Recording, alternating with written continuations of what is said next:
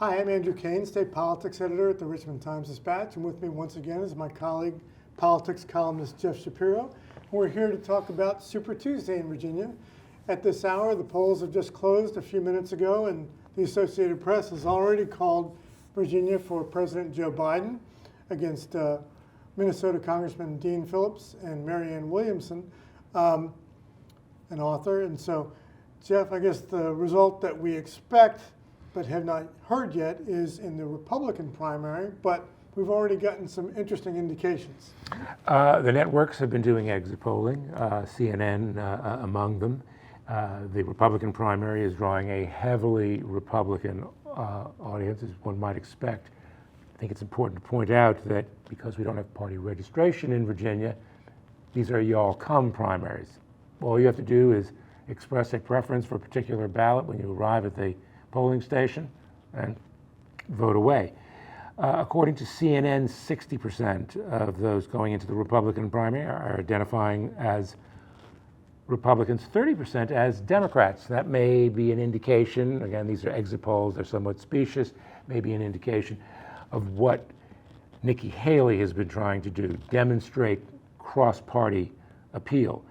The big story tonight will be, whether Governor Haley can match her performances in New Hampshire and South Carolina, her home state, which she lost, but nonetheless pulling back approximately 40% of the vote, casting some doubt, some questions as to how solid the Republican coalition is for Trump.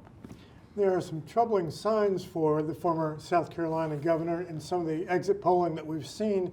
NBC News included Virginia among a few other states, such as California, for which it has exit polling. And some of the numbers there are quite interesting. For instance, not only is former President Trump beating Nikki Haley 60% to 38% in Virginia, Trump also leads among women 54% to 43%. And as Jeff noted, there are some interesting indications that we could have some crossover voting by independents or some Democrats. One aspect of the NBC exit poll that caught my eye was the question, do you approve of President Biden's job as president? Among Haley voters, 48% said yes. Among Trump's voters, 1% said yes. So that indicates this is not solely a Republican vote. And again, speaking of exit polls, the CNN exit poll asked Republican voters, or participants in the Republican primary, whether they identified with the MAGA movement.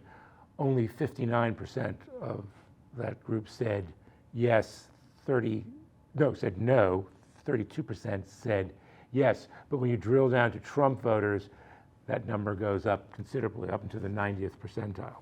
So as you can see, there's going to be plenty to digest later tonight, tomorrow morning. So we encourage all of you to continue to follow our coverage on richmond.com and in the Richmond Times-Dispatch.